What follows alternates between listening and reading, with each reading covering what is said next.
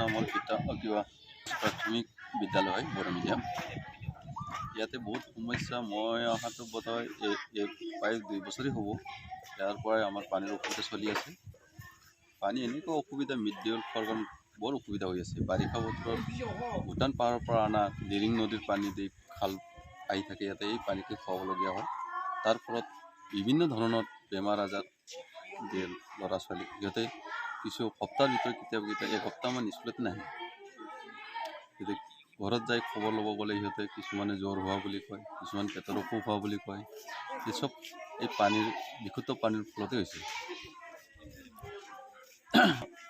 অসম চৰকাৰ আৰু বিটিআৰ চৰকাৰক ইয়াকে আহ্বান কৰিব বিচাৰিছোঁ, যাতে আমাৰ এইখন স্কুলত এখন উপযোগী পানীৰ ব্যৱস্থা কৰি দিলে সুস্বাস্থ্যৰ কাৰণে তেতিয়াহ'লে আমি আনন্দ সুখী হ'লোঁ হয়। ইয়াতে ল'ৰা ছোৱালী 75ৰ ওপৰত আছে। এইটো আমি ডোঙৰ পৰা দিৰিং নদীৰ অহাৰ পৰা পাইডোঙৰ পৰা আনে। আমি ইয়াকে জনাব বিশুদ্ধ যিকোনো জলসিঞ্চন বিভাগৰ পৰা যিকোনো প্ৰকাৰৰ বিশুদ্ধ পানীৰ কৰি দিলে আমি সুখী হ'লোঁ হয়।